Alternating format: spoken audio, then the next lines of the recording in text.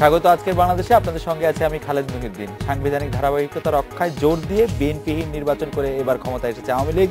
দশম সংসদের এ সরকার 100 দিন পার করলো আজ। এখন পর্যন্ত সংবিধান আঁকড়ে থাকার কথাই বলছে সরকারি দল। আর সরকার বিরোধী জোটের দাবি ক্ষমতায় টিকে থাকতে আইন আদালত সংবিধানকে ঢাল হিসেবে ব্যবহার করা হচ্ছে। সব মিলিয়ে দলের আলোকেই বিচার করা হচ্ছে রাষ্ট্রের স্তম্ভগুলোকে। এর ফলে আইনের শাসন ও গণতন্ত্র পড়ছে প্রশ্নের মুখে। এসব নিয়ে আজকের আলোচনা আইন প্রতিকার। কথা বলতে স্টুডিওতে আছেন প্রবীণ আইনজীবী ব্যারিস্টার রফিকুল হক, আছেন সাবেক তত্ত্বাবধায়ক সরকারের আইন উপদেষ্টা এএফ হাসান আরিফ এবং আইনমন্ত্রী অ্যাডভোকেট আনিসুল হক। স্বাগত আপনাদের। অ্যাডভোকেট আনিসুল হক, আপনার কাছে প্রথমে জানতে চাইবো যে গত 2-1-3 দিনের পত্র পত্রিকাগুলি যদি আমরা দেখি তাহলে একটা জিনিস খুব মনে হয় যে হয় গণমাধ্যমগুলি খুব বাড়িয়ে বলছে যে দেশে কোনো আইনের শাসন নেই, অথবা গণমাধ্যমগুলি খুব উদ্বিগ্ন দেশে আইনের শাসন। আপনি দেখেছেন আজকে ডেইলি স্টার বলেছে যে হাইকোর্টের অর্ডার ইগনোর করা হচ্ছে দিনের পর দিন, বছরের পর বছর ধরে। কালের কণ্ঠ বলছে 100 দিনের হিসাবের মধ্যে কোনো কিছু নেই। আপনি দেখেছেন যে 3টি বড় হাসপাতালে, এখনো মিটফোর্ড হাসপাতালে আসলে ডাক্তারদের সঙ্গে, সাংবাদিকদের, ডাক্তারদের সঙ্গে আইন শৃঙ্খলা বাহিনীর একটি চলছে। আপনার মূল্যায়ন কি সরকারের 100 দিন পার হওয়ার পরে? দেখেন, আমাদের যেই সব কাজ শুরু করার কথা এই 100 দিনের মধ্যে আমাদের যে অঙ্গীকার ছিল, আমরা কিন্তু সেইগুলি শুরু করেছি। আপনি যেই সব কথাগুলি বললেন, যেসব উদাহরণ দৃষ্টান্ত আপনি দেখাচ্ছেন, এগুলি কিন্তু ধরেন এই যে ডাক্তারদের সাথে সাংবাদিকদের, ডাক্তারদের সাথে পুলিশের মারামারি, এগুলি কিন্তু অত্যন্ত স্থূল কিছু ইস্যু নিয়ে গন্ডগোল শুরু হয়েছে। এখানে বাংলাদেশ ডায়াবেটিক অ্যাসোসিয়েশনের একজন প্রধান পৃষ্ঠপোষক এখানে আছেন। সেইখানে রুগীর যত্ন ঠিক মতো নেওয়া হয় নাই, সেই জন্য রুগী মারা গেছে। সেই কারণে রুগীর এবং ডাক্তারদের মধ্যে একটা সংঘর্ষ হয়েছে। সেই সংঘর্ষে ডাক্তাররা এসে সিট ইন করেছে রাস্তায়। তো সেইখানে সরকারের যতটুকু আপনার ইন্টারফেয়ার করার দরকার, আমাদের মাননীয় স্বাস্থ্যমন্ত্রী মহোদয় সেইখানে ইন্টারফেয়ার করে যতটা সম্ভব আপনার এই সমস্যাটা প্রশমিত করার চেষ্টা করেছেন। এখন কথা হচ্ছে যে এইগুলি দিয়ে, আমি বলবো না এইগুলি দিয়ে সরকারের 100 দিন বিচার করাটা আপনার কি মনে হয় এটা ঠিক হবে? আমার কাছে মনে হয় এটা ঠিক হবে না। আমাদের যে অন্যান্য জিনিসগুলি, এই যে সরকারের সরকারের যে অন্যান্য জিনিসগুলি আপনি দেখেন, আমরা এখানে এই যে ইলেকশনের পরে, ইলেকশনের আগে গণ্ডগোলগুলির কথা চিন্তা করেন, বাস পোড়ানোর কথা চিন্তা করেন, বাসের ভিতরে মানুষ বাচ্চা মেরে ফেলার কথা চিন্তা করেন, গাছ কাটার কথা চিন্তা করেন। আজকে এই 3 মাসের মধ্যে সেইগুলি হয়েছে কিনা এটা আপনারা দেখবেন। তো সেই ক্ষেত্রে আপনার কি মনে হয় না, আমি আপনাকে উল্টা প্রশ্ন করব, আপনার কি মনে হয় না যে আইন শৃঙ্খলার যথেষ্ট উন্নতি হয়েছে? আমি শুধু মাননীয় আইনমন্ত্রী, আমি শুধু কয়েকটি তথ্য আপনাকে দিতে চাই। সেই তথ্যগুলো হচ্ছে এরকম যে আওয়ামী লীগের যখন 2008 সালে নির্বাচনী ইশতেহারে ক্রস ফায়ার, এনকাউন্টার বা যে কোনো নামে এটা চিহ্নিত করা হোক না কেন, সেটা চিরতরে বন্ধের প্রতিশ্রুতি ছিল। এবার কিন্তু সেই বিষয়টি আওয়ামী লীগের ইশতেহারে নেই। 5 জানুয়ারি থেকে, যদি এই বছর চলতি বছরের জানুয়ারি থেকে 15 এপ্রিল পর্যন্ত দেশে বিভিন্ন স্থানে 69 জন বিচার বহির্ভূত হত্যাকাণ্ডের শিকার হয়েছেন। সরাসরি রিপিট দ্যাট। এই বছর জানুয়ারি থেকে 15 এপ্রিল পর্যন্ত ঢাকা সহ দেশের বিভিন্ন স্থানে 69 জন বিচার বহির্ভূত হত্যাকাণ্ডের শিকার হয়েছেন। সরকারি সরাসরি ক্রসফায়ারের শিকারের খবর আমরা জেনেছি 40টির মতো। তারপরে আমরা সৈয়দা রেজানা হাসানের যে স্বামী আছেন জনাব আবু বকর সিদ্দিক, তাকেও গুম করা হয়েছিল, অপহরণ করা হয়েছিল, আমরা তাকে ফিরে পেয়েছি। তো এরকম ঘটনা কিন্তু ঘটছে। আমি জানি না যে সরকার 100 দিনকে আপনি না, আমার কথা হচ্ছে আমি যেটা বলার চেষ্টা করছি যে সরকারের 100 দিন মাপকাঠি এই শুধু এইটাই নয়, এই ঘটনাগুলি দিয়েই আপনি শুধু এই 100 দিন মাপবেন না। আর একটা কথা যেটা বললেন, এখানে না বলে পারছি না, যে দেখেন এই যে আপনারা এর কথা, এক্সট্রা জুডিশিয়াল কিলিং এর কথা বলেন। দেখেন, আমি বোধহয় ফেব্রুয়ারি না মার্চ মাসে আমি একটা কালের কণ্ঠে দেখলাম যে 261 জনকে আপনার এক্সট্রা জুডিশিয়ালি মারা হয়েছে এবং 60 জন গুম। তখন আমি ল এনফোর্সিং এজেন্সির কাছে এই তথ্যগুলি জানতে চাইলাম। ওই রিপোর্টটার মধ্যে স্পেসিফিক দেখা গেছে যে সাতক্ষীরায় 29 জন এবং লক্ষ্মীপুরে 29 জনকে আপনার বিচার বহির্ভূতভাবে হত্যা করা হয়েছে, একদম রিপোর্টের মধ্যে আছে। তখন আমি পুরোটা এই 1 বছর 1.5 বছরের মধ্যে কি কি ঘটনা ঘটেছে আমি সম্পূর্ণটার তালিকা নিয়েছি, সম্পূর্ণটার হিসাব নিয়েছি, এবং স্পেসিফিক্যালি আমি সাতক্ষীরার এবং লক্ষ্মীপুরের এই এক্সট্রা জুডিশিয়াল কিলিং এর ব্যাপারে আমি একটা রিপোর্ট নিয়েছি। সেই রিপোর্টে দেখা গেছে যে 29 জনের মধ্যে, এবং সেই রিপোর্টটা আমার কাছে আছে, আপনি এরকম প্রশ্ন জিজ্ঞেস করবেন জানলে আমি নিয়ে আসতাম। তার মধ্যে আমি লক্ষ্মীপুরে একজন এক্সট্রা জুডিশিয়ালি মারা গেছেন, এবং সাতক্ষীরায় আমার এই মুহূর্তে মনে পড়ছে না, একজন, খুব বেশি হলে 2 জন মারা গেছেন। এবং সেই ক্ষেত্রে আমরা যেটা করছি, এবং আমি এটা জেনেছি যে 2 জায়গায় এই যে এক্সট্রা জুডিশিয়াল কিলিং এর জন্য যে আপনার রেসপন্সিবল, তাকে কিন্তু তার মানে আপনি বলছেন যে গণমাধ্যমে সেগুলি মানে বাড়িয়ে বলা বা এরকম। আমি ওটাও অ্যাকিউজ করতে চাই না কাউকে, না না সেটা ঠিক আছে, সেটা হচ্ছে এই হচ্ছে কিন্তু এই 69 জনের ব্যাপারটা আমরা প্রতিদিনের খবরের কাগজ মনিটর করে আমরা এরকমই একটি সংখ্যা পাই। আসলে আমি জানি না পরে গিয়ে সেটির আসলে কোনো খবর আর পাওয়া যায় কিনা। আমি একটু বলছি রফিকুল হক, আপনার কাছে আসি যে আইনের শাসনে আমরা যখন আজকে আপনারা আসবেন, যখন সামাজিক ওয়েবসাইটগুলিতে এটা বলা হচ্ছিল, মানুষ আমাদেরকে SMS করেছেন, পাঠক দর্শক তারা আমাদেরকে সরাসরিও বলেছেন যে তাদের একটা পারসেপশন হচ্ছে দেশে আইনের শাসনের একটা মানে অবস্থাটা ততটা ভালো নয়, সেজন্য কেউ কারো কথা শুনতে রাজি না। ডাক্তারদের ঘটনাটা দিয়ে শুরু করেছিলেন, ডাক্তারদের ব্যাপারটা দেখেও আইনের শাসন বলতে আমরা স্টেরিওটাইপ ভেবে রেখেছি আইনের শাসন, কিন্তু আইনের শাসন যে বাড়তে পারে, কমতে পারে, এক্সপ্যান্ড করতে পারে, ছোট হতে পারে, এটা তো বলি না। যে সত্যি কথা যদি আমাকে জিজ্ঞেস করেন, আমি 100 দিনে আমি বলছি আমাদের দেশে কোনো রকম ব্যত্যয় ঘটে নাই। আমাদের যে চরিত্র, আমরা যেভাবে আমরা এক কাজটা, আমরা মারামারি না করলে, কোনো না করলে, মারামারি ঘুষোঘুষি না করলে শান্তিতে থাকি না, সেই হিসেবে আমরা ঠিকই আছি। 100 দিন কোনো এমন কিছু ঘটনা ঘটে নাই যে এটা রিমার্কেবল, যেটা বলতে হবে যে এইটা হওয়া উচিত হয় না। তবে আমি এখন ল মিনিস্টার পেয়েছি, আমি একটা কথা জিজ্ঞেস করি যে আমরা সারাক্ষণ বলছি যে মেয়েদের সমান অধিকার। আমার প্রশ্ন ল মিনিস্টারের কাছে যে মেয়েদের সমান অধিকার এটা এস্টাবলিশ করুক না, এটা লটা চেঞ্জ করুক না, মুসলিম ল। আইয়ুব খান একবার চেঞ্জ করেছিল, তখন কেন মার্শাল ল চেঞ্জ করেছে কেউ কিছু বলে না। তো এখনো তো পাওয়ারে আছে এবং সবাই তো মেয়েদের অধিকার, সমান অধিকার চায়।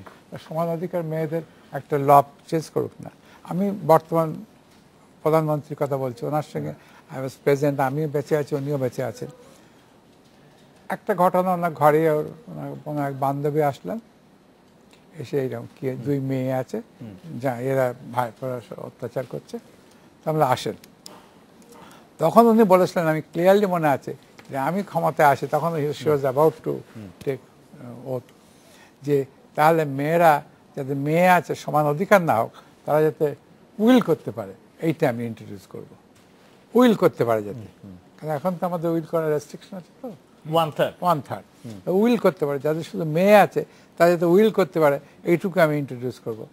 উনিও বেঁচে আছেন, আমিও বেঁচে আছেন, উনি শুনে থাকেন এই কথা। তা আমার কথা হচ্ছে যে সেই আইয়ুব খান সময় যেতে পারলো, আর আমরা এখন সবাই মেয়েদের সমান অধিকার চাই। কেউ বলেন যে মেয়েদের সমান অধিকার চাই না। আমাদের প্রাইম মিনিস্টার মেয়ে, আমাদের অপোজিশন লিডার মেয়ে, আমাদের স্পিকার মেয়ে, এরপরেও যদি মেয়েদের অধিকার আমরা প্রতিষ্ঠা না করতে পারি তো কবে করবো? High time. আমি আপনাকে একটু জিজ্ঞেস করি তাহলে, আপনি যে বলছেন, I would like your suggestion on this. This is a conflict between the Quranic law and আমার কথা, আপনি সাজেশন যেটা প্রাইম মিনিস্টারের সঙ্গে আমার কথা হয়েছিল আজ মনে আছে, উনিও বেঁচে আছেন, আমিও আছি, যে যাদের শুধু মেয়ে আছে, ঠিক আছে আমি সমান অধিকার এটা বললে হই হুল্লা করবে মৌলবীরা, যারা মেয়ে আছে they will be entitled to make will. হ্যাঁ, আমার কথা হচ্ছে যে will, let us finish this issue please. ব্যাপারটা হচ্ছে যে এইখানে ইসলামিক লতে বলা আছে যে আপনার যেহেতু এটা কোরআনিক ল, এই যে মেয়েদের শেয়ারটা এটা কিন্তু কোরআনিক, তো সেই ক্ষেত্রে নিশ্চয়ই এটাকে যদি বদল করতে যাওয়া হয় এটা একটা কন্ট্রোভার্সি অ্যারাইজ করবে। এখন কথা হচ্ছে যে এর একটা অল্টারনেটিভ কি? দেখেন, ইসলামিক লতে হেবা করার একটা পরিষ্কার বিধান আছে, এবং ইসলামিক লতে হেবা করা মানে হচ্ছে ইমিডিয়েট পজেশন, আমার প্রবলেমটা যেখানে সেটা হচ্ছে যে ইমিডিয়েট পজেশন দিয়ে দিতে হবে। ইমিডিয়েট পজেশন দেওয়াটার মধ্যেই হচ্ছে প্রবলেম, যে তখন জীবিত থাকতে আপনার পিতামাতা তাদের কোনো সম্পত্তি আর থাকলো না, তাদেরকে যদি তখন মেয়েরা বলে যে তোমরা রাস্তায় বেরিয়ে যাও, রাস্তায় বেরিয়ে যেতে হবে। সেই ক্ষেত্রে একটা আমরা চিন্তা করছি যে সেই ক্ষেত্রে কোনো কিছু একটা করা যায় কিনা, যেখানে which is again very difficult. আর থার্ড হচ্ছে উইল করাটা। উইল করাটা হযরত মুহাম্মদ সাল্লাল্লাহু আলাইহি ওয়াসাল্লাম কি বলে গেছেন? উনি বলে গেছেন up to 1/3 of one's property will করা যাবে, 2/3 করা যাবে না। একটা মানুষ যদি এন্টায়ার, ওনাকে জিজ্ঞেস করা হয়েছিল, as far as I have read Islamic law, ওনাকে জিজ্ঞাসা করা হয়েছিল যে পুরোটা যদি উইল করে, only up to 1/3 will be effective, the other 2/3 will not. আমি একটু, যেহেতু এই প্রসঙ্গটা উঠলে, আমি একটু অ্যাডভোকেট হাসান আরিফের মন্তব্য শুনতে চাই এই বিষয়টা নিয়ে, যে আপনি কি মনে করেন যে নারী পুরুষের সমান অধিকারের জন্য কি এই বিষয়টি জরুরি কিনা, সম্পদের উত্তরাধিকার বা উত্তরাধিকার আইনের ক্ষেত্রে পরিবর্তন আনাটা বা কোনো ধরনের সামঞ্জস্য? যেহেতু ইস্যুটা আসছে এবং আইনমন্ত্রী পরিষ্কারভাবে বলছেন যে যেটা ব্যাপারে কোনো দ্বিমত থাকতে পারে না, যে যদি শরিয়া ল অনুযায়ী একটা কিছু থাকে সেটাকে আমরা কতটুকু পরিবর্তন করতে পারি, এখানে একটা বিবর্তন, একটা স্কোপ আছে। এবং যেখানে আমরা দেখছি যে ফ্যামিলি ল অর্ডিন্যান্সের মাধ্যমে 1960s যে আইনটা করা হয়েছিল, সেখানে কিন্তু এই ইসলামিক প্রিন্সিপাল ফলো করে করা হয়েছিল। না, কি করে? ওই যে ইসলামিক প্রিন্সিপাল করলে ইসলামিক প্রিন্সিপাল কি না, ওই যে কিয়াস ইজমার মাধ্যমে যে গ্র্যান্ডচিলড্রেনকে দেওয়া হবে কি না, ওইটাই তো পরিবর্তন এসেছিল ওই সময়। পরিবর্তন যাই আসুক, এখন সময় আসছে, আমি সেটাই যে এখন এটা কিভাবে করা যায়, ওইভাবে ওই কনজারভেটিভ আইডিয়া নিয়ে এখন থাকতে পারে না। আমি কিন্তু সেটা কিভাবে করা যায় সেটা আমার মনে হয় যে ব্যাপারে আলাপ আলোচনা চলতে পারে, এবং আলাপ আলোচনা চলতে পারে। তার একটা আমি কোর্টেরই একটা উদাহরণ দিচ্ছি, যে যখন ইদ্দাতের ব্যাপারে যে রব্বানী সাহেব একটা জাজমেন্ট দিয়েছিলেন, ওটা যখন অ্যাপিলেট ডিভিশনে গেল, তখন অ্যাপিলেট ডিভিশন দু একজন আলেমকে ডেকেছিলেন, যারা এসে আদালতে বক্তব্য রেখেছিলেন।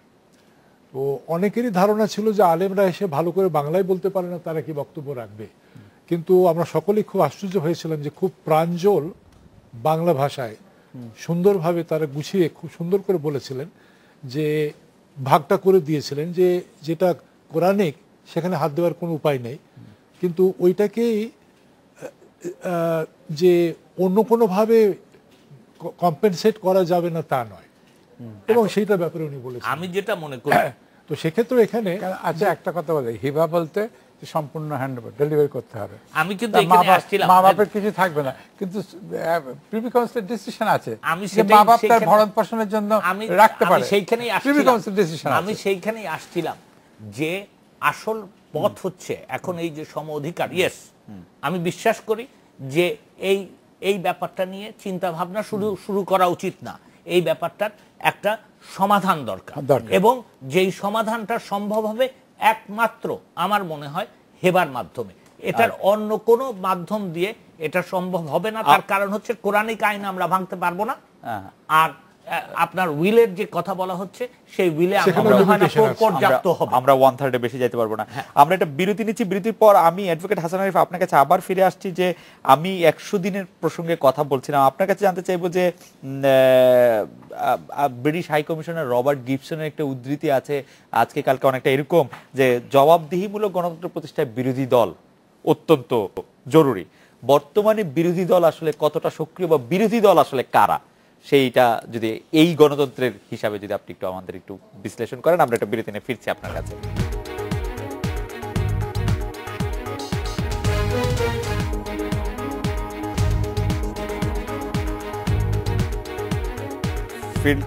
ফিরে এলাম আজকের বাংলাদেশে। অ্যাডভোকেট হাসান আরিফ, আপনার কাছে জানতে চাইবো যে জবাবদিহিমূলক গণতন্ত্র প্রতিষ্ঠায় সক্রিয় বিরোধী দল জরুরি, কিন্তু এখনকার বিরোধী দলকে আপনার কতটা সক্রিয় মনে হচ্ছে, বা বিরোধী দল কারা বলে আপনি মনে করছেন সংসদের বাইরে? তাহলে আপনি ধন্যবাদ।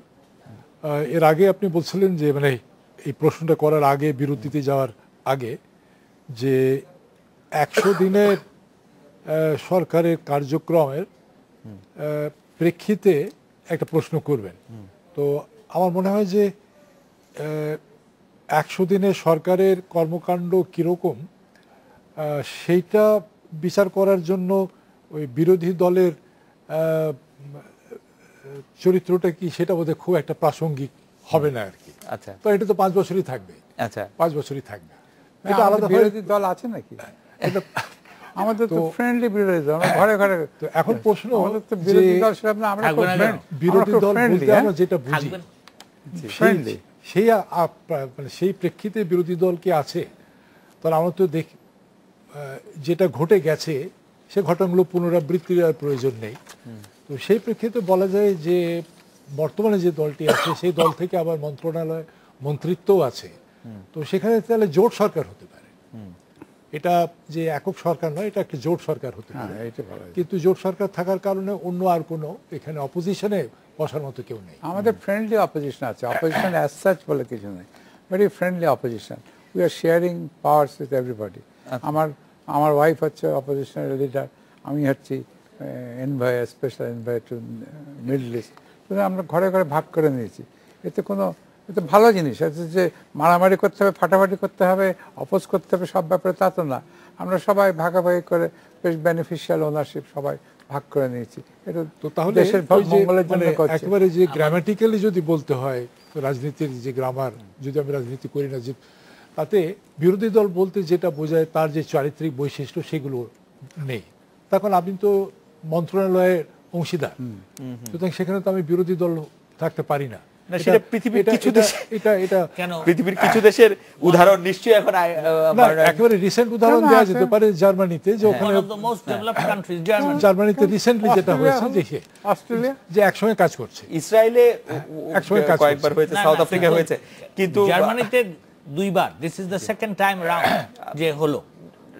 এটা হচ্ছে যে যেহেতু জার্মানির আরো কিছু জিনিস যদি আমরা একটু মানে আত্মস্থ করতে পারতাম তাহলে বোধহয় ভালোই হতো আর কি। নিশ্চয়ই করার দরকার, এটা শুরু করেছি, এটা যে শেষ করব না অন্য কিছু। ভাই, এটা কথা হচ্ছে যে আমরা স্টেরিওটাইপ চলতে থাকবে, এটা হতে পারে না। একটু চেঞ্জ, আমরা বলছি চেঞ্জ আসা দরকার, হাই টাইম।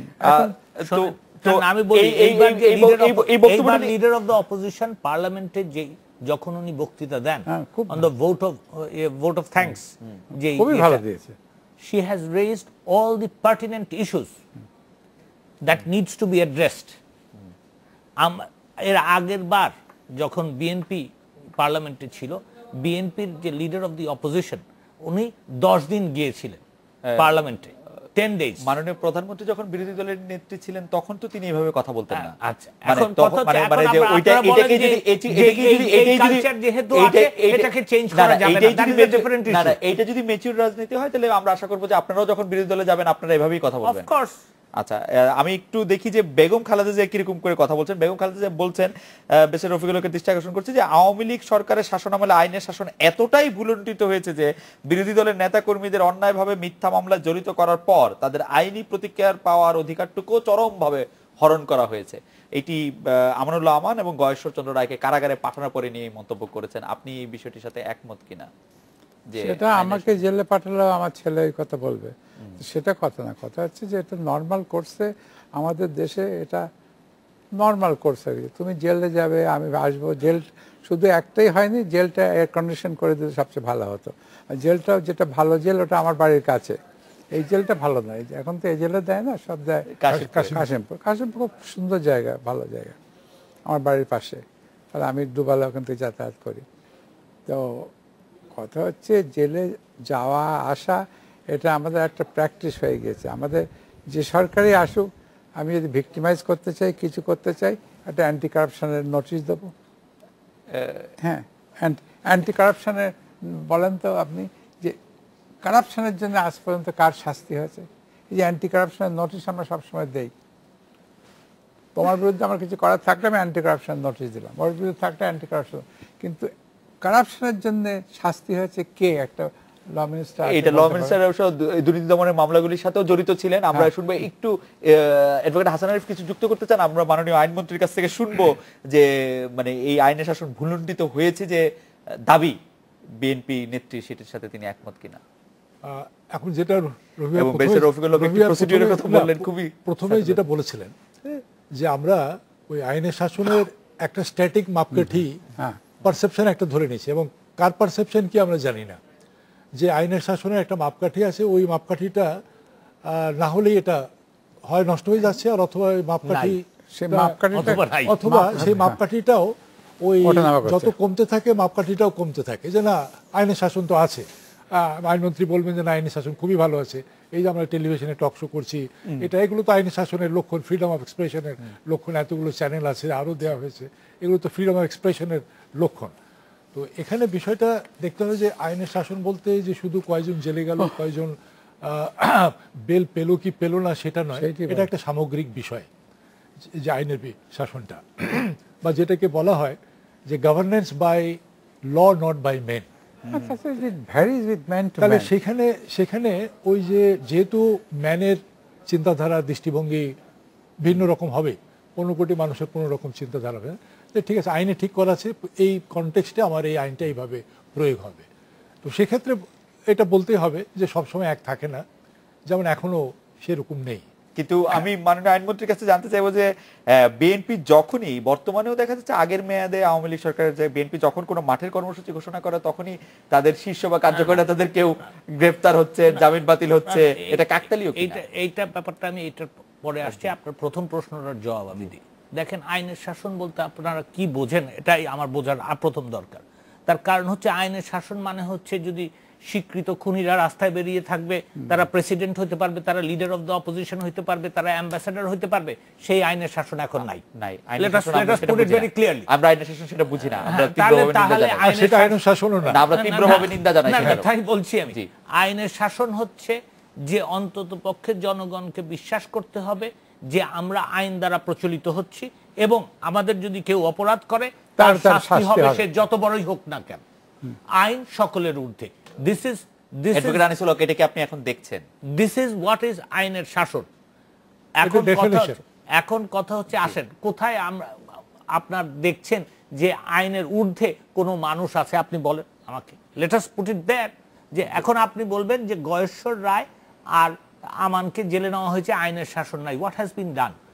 যেটা হয়েছে সেটা হচ্ছে যে তাদেরকে অ্যান্টিসিপেটরি বেল দিয়েছিল হাইকোর্ট। তারা অ্যান্টিসিপেটরি বেলের পরে হাইকোর্ট এটা বলে দিয়েছিল যে এতদিনের মধ্যে আপনাকে সারেন্ডার করতে হবে। এক্সপ্লোসিভস এর মামলায় ম্যাজিস্ট্রেট কোর্টে তারা সারেন্ডার করেছে। দি জাজ, দি লার্নেড জাজ থট ইট প্রপার যে তাদেরকে কাস্টাডিতে নেওয়া। It is his description. The court is absolutely independent to do what they want to do. সরকার আপনি বলেন যে সরকার ইন্টারফেয়ার করেছে, আমি তাহলে let us come to that. আসেন আলাপে, আমি কে কোথায় ইন্টারফেয়ার করলো? He has exercised his judicial powers. এর মধ্যে অন্যটা হলো কি? না, এখন তাকে জিজ্ঞাসা করেন right or wrong. Judicial power exercise করা বা জুডিশিয়াল পাওয়ার এক্সারসাইজ জুডিশিয়াসলি করা হয়েছে সেটাই আপনি মনে করছেন? কিন্তু আমরা যদি আপনি কি আমাকে তালিকা দিতে বলছেন যে আপনি কোথায় মনে করছেন যে কোথায় আইন দ্বারা প্রচলিত হচ্ছে? আপনি বলেন যে এটা জুডিশিয়াসলি প্রয়োগ করা হয় নাই, বলেন, লেটাস। তা তো বলবেই। এই যে গয়েশ্বর রায়কে নিয়ে গেছে, এইটা এখন এই অর্ডারের এগেইনস্টে আপনার মেট্রোপলিটন সেশনস জাজের কোর্টে যাবে, করবেই। সেইখানে আপনি দেখেন চ্যালেঞ্জ হবে, লেট হোক। সেইখানে যদি অর্ডার কর্ণটা হয় হাইকোর্ট যাবে। এবং যেখানেই শোনেন, যেখানেই অন্যায় হচ্ছে সেইখানেই কিন্তু আপনার হাইকোর্ট ইন্টারফেয়ার করে বেল দিচ্ছে। আমাদের অভ্যাসে দাঁড়িয়ে গেছে, যদি বেল না পায় বলে আইনের শাসন সরকার ফোন করে দিয়েছে। হ্যাঁ, এটা আমাদের অভ্যাসে দাঁড়িয়ে গেছে। কিন্তু ইনফ্যাক্ট কি হচ্ছে যে একই অপরাধের জন্য আমি যখন ওর কোর্টে যাচ্ছি বেল পাচ্ছি না, ওর কোর্টে যখন যাচ্ছি বেল পাচ্ছি, একই হাইকোর্টে তো পাচ্ছি। This is what is happening in the high court. Magistrate কোর্টে কিন্তু এটা হয় না। ম্যাজিস্ট্রেট কোর্টে আপনি একই ধরনের মামলায় আপনি আজকে জামিন পাচ্ছেন, কালকে আপনার জামিন বাতিল হচ্ছে, অকারণে এটা হয় না। না, জামিন বাতিল হচ্ছে কোথায় আপনি দেখাবেন? আপনি আমাকে বলেন যে গয়েশ্বর চন্দ্র রায় বা আমানুল্লাহ জামিন বাতিল হলো কোথায়? গয়েশ্বর রায় জামিন বাতিল হলো কোথায়? জামিন তো বাতিল হয় নাই, অ্যান্টিসিপেটরি বেল দেওয়া হয়েছিল। যে 1 মাসের জন্য অন্তর্বর্তীকালীন জামিন দেওয়া হয়েছিল। হ্যাঁ, তাহলে অন্তর্বর্তীকালীন আগাম জামিন দেওয়া হয়েছিল 1 মাসের জন্য। সেই জামিন বাতিলের কি বাতিল হয় নাই তো? সেই আগাম জামিনটা এক্সটেন্ড করা হলো না কেন? আগাম জামিন এক্সটেন্ড করে না হাইকোর্ট। হাইকোর্ট যেটা বলে যে ওই কোর্টে গিয়ে সারেন্ডার করে এন্ড ডিসপোজড অফ। হাইকোর্ট এই কথা বলে। আর ওই কোর্টে গিয়ে, এবং আরেকটা কথা হাইকোর্ট বলে দেয়, সেটা হচ্ছে ওই কোর্টে যখন সারেন্ডার করবে he should deal with it in accordance আমার উইথ ল। চট করে যেটি মনে হয় যে অ্যাডভোকেট আনিসুল হক আপনি খুবই সুচারুরূপে এগুলি বলছেন, আমি এগুলি সাধারণ মানুষ, আমি এগুলি বুঝি না, কিন্তু আমি শুধু এটি বুঝি চট্টগ্রামের সাবেক mayor A B M Mohiuddin Chowdhury যখন আদালতে যান, তার যখন তিনি জামিনের আবেদন করেন, তিনি জামিন পান। আমি সাদা চোখে দেখি গয়েশ্বরচন্দ্র রায় যখন 2 দিন আগে সরকারের সমালোচনা করেন, তিনি আদালতে গেলে জামিন পান না। এটা হচ্ছে আমি সাধারণ মানুষ, এটা আমি দেখি। আচ্ছা, আপনি যেটা বলছেন এটা সত্য, এটা আমাদের দেশে হয়েই চলেছে, আজকে শুধু না, এটা কত পাকিস্তান আমল থেকে ধরো এই হয়ে চলেছে, এইটি আমাদের অভ্যাস, এইটি হয়ে চলেছে, নতুন কিছু না। বঙ্গবন্ধুকে না, আমি বলছি না নতুন কিছু, কিন্তু মাননীয় আইনমন্ত্রী যেভাবে বলছেন যে দেশে আইনের শাসন চলছে, সেটি আমার বিশ্বাস করতে পারলে আমার খুব ভালো লাগতো। এখন আইনের শাসন বলতে আপনি কি বোঝেন? আইনের শাসন আমি বুঝি আমার ব্যক্তিগত নিরাপত্তা বোধ, আমি বুঝি যে আমি এইটুকু বুঝি, যদি আমি অন্যায় করি আমি সাজা পাবো, তার সাজা পাবো, সেই গ্যারান্টি অন্ততপক্ষে দেওয়া হয়েছে। সেই গ্যারান্টি যদি গভর্নমেন্ট দেয় তাহলে তার চেয়ে বেশি কিছু চাই না, সেই গ্যারান্টি অন্ততপক্ষে দেওয়া হয়েছে। গভর্নমেন্ট এই গ্যারান্টি দিচ্ছে যে আমি যদি কোনো অন্যায় করি আমি সাজা পাবো। আর যার প্রতি অন্যায় হবে সে বিচার পাবে। আমরা একটা বিরতি নিচ্ছি, বিরতির পর ফিরছি আপনার কাছে আবার।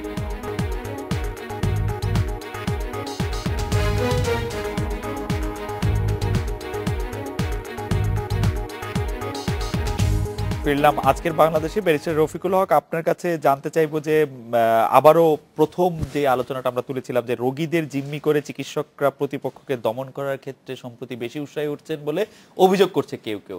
আমরা বারডেমের ঘটনাটি জনাব আনিসুল হক বলছিলেন যে ওখানেও ওইরকম ঘটনা ঘটেছে এবং পুলিশ, সাংবাদিক, সাধারণ জনগণ কেউই আসলে বিষয়টা নিয়ন্ত্রণ করতে পারছে না। বারডেমে আমি আজ 30 বছর আমি সেকেন্ড ম্যান, আমি ভাইস প্রেসিডেন্ট ছিল, 30 বছর হয়, 30 বছর।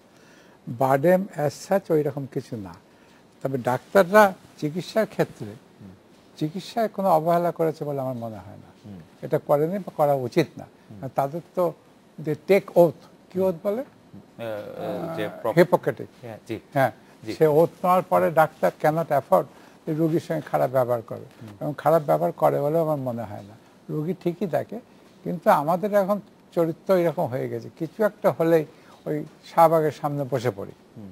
এই যে শাহবাগের সামনে বসে পড়লো, ওই যে গণজাগরণ, এতে আমাদের বারডেমের কত ক্ষতি হয়েছে। শুধু বারডেম না, পিজি হসপিটাল, বঙ্গবন্ধু হসপিটাল গভর্নমেন্টের, বারডেম তো আমাদের গভর্নমেন্টের না, প্রাইভেট। আমাদের যে কত ক্ষতি হয়েছে ওই কদিন বসায়, চিন্তা করতে পারবেন না। আর বারডেমে এই ধরনের কোনো আমরা এনকারেজ করি না, করবো না, কখনো হবে না। আর it all depends on the doctors. Doctor বারডেমের ওই রকম কোনো ডাক্তার নেই, দুই একটা এক্সট্রিমিস্ট আছে, সব সময় আছে, আমাদের হাইকোর্টের জাজেরা নেই। কিন্তু স্যার চিকিৎসকদের এরকম রোগীকে জিম্মি করার বিষয়টা স্যার আপনি কিভাবে দেখেন? জমিতে করে নাই, তুমি তো বলছো ঠিকই, সত্যিকার। কিন্তু কিছু হলেই তো স্যার চিকিৎসকরা বলে যে আমরা রোগী দেখব না। এই যে এখনো মিটফোর্ডে এটা চলছে, বাচ্চাগুলো বলে, ইন্টার্নগুলো বলে। স্যার ইন্টার্নগুলি স্যার আমরা মিটফোর্ডে দেখাচ্ছিলাম, স্যার ইন্টার্নগুলি বলে পুরো হাসপাতালে চিকিৎসা বন্ধ করে রাখছে। স্যার কি জানি বন্ধ করেছে, আমার তো হাসপাতালে চিকিৎসা বন্ধ হওয়া উচিত না, যদি হয়ে থাকে অন্যায় হয়েছে, এবং হয়ে থাকে তাদের বিচার হওয়া দরকার। ইন্টার্নিরা হোক আর ডাক্তার হোক, সিনিয়র ডাক্তার, জুনিয়র ডাক্তার, এই ধরনের যে রোগীর সঙ্গে খারাপ ব্যবহার করে থাকে, he should be punished, he should be given proper. Hasan Arif, আপনার কাছে কি মনে হয় যে চিকিৎসকরা কি একটু অসহিষ্ণু হয়ে উঠছেন, নাকি আমরাই একটু অসহিষ্ণু ব্যবহার করছি চিকিৎসকদের সঙ্গে? এটা আমার মনে হয় দ্বিপাক্ষিক বলা যেতে পারে। ডাক্তার যেটা রফিক ভাই বললেন যে ডাক্তাররা তো জেনে শুনে এই পেশায় এসেছেন যে তাদেরকে রোগীর চিকিৎসা করতে হবে, এবং রোগীর সঙ্গে খারাপ ব্যবহার করলে কিন্তু তার একটা প্রতিক্রিয়াও আছে যে রোগীরা সে ডাক্তারের কাছে আর যাবে না, কারণ ডাক্তারের তো অভাব নেই। সেক্ষেত্রে যে ঢালাওভাবে যে রোগীর সঙ্গে খারাপ আচরণ করছে, সেটাও যেরকম গ্রহণ করতে একটু অসুবিধা হয়। আর যে দু একটা ঘটনা যে ঘটে না তাও নয়, আর ইদানিং যে ঘটনাগুলো ঘটে গেছে সেখানে কিন্তু দেখা যাচ্ছে যে অনেকে এর মধ্যে সম্পৃক্ত হয়ে পড়েছে, বিশেষ করে রবিবার যেটা বলেন যে ইন্টার্নি যারা তখনও পর্যন্ত কিন্তু ডাক্তার হয়নি, কিন্তু ডাক্তার হওয়ার পথে, তাদের পারিশ্রমিকের ব্যাপার আছে, তাদের দীর্ঘ সময়ব্যাপী পরিশ্রমের ব্যাপারটা আছে, এই সব কিছু মিলে একটা ক্ষোভ জমা হয়ে থাকতে পারে, যেটাতে যখন আপ্রাণ চেষ্টা করে রুগীকে সেবা দেওয়ার জন্য, কিন্তু কোনো কারণে যদি সেটা রুগীকে উপশম দিতে না পারে, সেখানে যেটা প্রবণতা দেখা গেছে যে রুগীর পক্ষে যারা যায় তারা একটু এগ্রেসিভ হয়ে যায়, এটা আমি যদি আইনজীবীর মতো একটা বলি যে মামলাতে জিততেই হবে এরকম কোনো সম্ভাবনা না। আদালত যেটা ব্যাখ্যা বিশ্লেষণ ইত্যাদি করবে, প্রত্যেক আইনজীবী কিন্তু মানে তার 100% প্রচেষ্টা চালায়। সঙ্গে এগ্রি করে বলছে আইনজীবী আর ডাক্তারের তফাৎ হচ্ছে, আইনজীবী তো যেখানে কোর্ট আছে সেখানে আইনজীবীরা থাকবে, গ্রামে তো আইনজীবী থাকবে না। কিন্তু ডাক্তারদের আমি বলি যে তারা গ্রামে যায় না কেন, গ্রামে ডাক্তারদের পোস্টিং করলে তারা কেউ থাকে না তো। তা এই জন্যে এই সুযোগে আপনি যখন এসছেন আমি বলি যে এখন করা দরকার যে unless you go at least 2 years গ্রামে ভিলেজে, ততক্ষণ তুমি পাবে লাইসেন্স পাবে না। এইটা যদি না করা হয় তাহলে কখনো গ্রামে চিকিৎসা হবে না। এবং আপনারা তো তাদের গ্রামে যান মধ্যেও না, আমি গ্রামে প্রত্যেক শুক্রবারে যাই, আমার গ্রামে আমার হসপিটাল আছে, সব আছে, আমি জানি যে কি কঠিন ব্যাপার গ্রামে এটা চালানো। তাহলে সেই কমপ্লেক্সগুলি তো আবার সেই চিকিৎসার সুযোগগুলি তো থাকতে হবে। হ্যাঁ, থাকতে তো হবে। চিকিৎসা সব রকমের আছে, লোয়ার কোর্টের উকিল আছে, হাইকোর্টে আছে, সুপ্রিম কোর্টে আছে। তোমার সাধারণ চিকিৎসার ব্যবস্থা থাকবে না, ডাক্তার যাবে না গ্রামে। গ্রামের অবস্থা হচ্ছে, আমি আপনাকে বলি, গ্রামে কিন্তু ব্যবস্থা নাই। না না আমি ভুক্তভোগী না না আমি কোন গ্রাম বলো, তুমি বলো। না, বলছি যে আমি যে ইয়ে থেকে খাগড়াছড়ি থেকে আসার পথে যে পাহাড় থেকে পড়ে গেলাম গাড়ি শুদ্ধ, তখন নিয়ারেস্ট যে উপজেলা কমপ্লেক্সে নিয়ে যাওয়া হলো, সেখানে ওই ভাঙা মাটি ভাঙা টিনের গ্লাসটা পর্যন্ত ছিল না, আর একটা একেবারে আমাকে শোয়াতে ওটা ভেঙে পড়ে মতো অবস্থা একটা এটা ওই উপজেলা কমপ্লেক্সের ব্যাপার হচ্ছে যে উপজেলার যে হাসপাতালগুলি করা হয়েছে সেইগুলি কিন্তু যদি ব্যবস্থার দিক দিয়ে বলা হয় সেইগুলি কিন্তু ব্যবস্থা সব ভালো আছে, যেটা নাই সেটা হচ্ছে ডাক্তার নাই। কারণ হচ্ছে এই যে বলা হলো যে ডাক্তাররা ওখানে যেতে চায় না। এখন আমরা যেটা চিন্তা করছি লোকাল এদের ঝগড়া, ডাক্তারদের যে বিশেষ করে মেয়ে ডাক্তার যারা তাদের যে কোয়ার্টার আছে সেগুলো অকুপাই করে নেয় অন্যরা। ওই যে আমরা যেটা চিন্তা করছি সেটা হচ্ছে যে মানে এইসব ট্রান্সফারেবল জব যেগুলি, সেগুলির মধ্যে ক্যারিয়ার প্ল্যান থাকবে যে আপনার বাইরে পোস্টিং এ যদি অন্তত পক্ষে 5 বছর বা 7 বছর না থাকা হয় তাহলে পরে এই প্রমোশনই হবে না। পোস্টিং এ থাকবে যে তোমাকে পাঠানো হলো অমুক জায়গায় গ্রামে এই এই এই উপজেলা বা জেলা, এবং 2 বছর হলো, 2 বছর পরে অটোমেটিক্যালি তোমার আমার একটু। আর আমি আপনার কথা যদি আপনি আমাকে জিজ্ঞেস করেন না, কিন্তু আমি একটু বলে দেই যে দেখেন ডাক্তারদের কাজ কিন্তু রোগী দেখা। এখন আমি এটা মানি যে সব একজন ডাক্তার সব রোগীকে ভালো করে দিবেন এরকম কোনো কথা নাই, কিন্তু যখন কেউ কারো আত্মীয় স্বজন যদি আপনার ইন্তেকাল করেন চিকিৎসাধীন অবস্থায়, তার একটা ইমোশনাল কিন্তু একটা দিক আছে, সেইটা কিন্তু একজন ডাক্তারকে বিবেচনা করতে হবে। একটু ধৈর্যের পরীক্ষা যদি সেইটা কিন্তু ডাক্তারের দিক থেকে আসতে হবে। যার ক্ষতি হয়ে গেছে, যে যিনি যার লসটা হয়েছে, তার কাছ থেকে যদি আমরা সেটা আশা করি, সেটা কিন্তু খুব বেশি আশা করা হবে। আমি একজনকে জিজ্ঞেস করলাম যে তোমরা কলকাতা যাও কেন বা ইন্ডিয়া যাও কেন, তাহলে স্যার গেলে অ্যাটলিস্ট তারা একটু কথা শোনে, একটু ভালোভাবে শুনে তারপরে। আর আমাদের এখানে ডাক্তারদের যাওয়ার আগে প্রেসক্রিপশন করে দিয়ে বিদায় করে দেয়, এই জন্য তাদের ব্যবহারের জন্য। এই অভিযোগ খুব কমন অভিযোগ।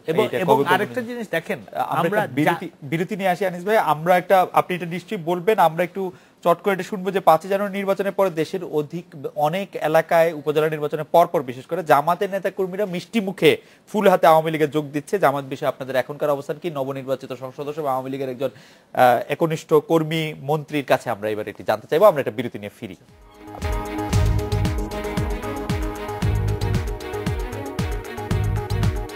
আজকের বাংলাদেশে আনিস ভাই, জামাত বিষয়ে আপনাদের এখনকার অবস্থান দেখেন।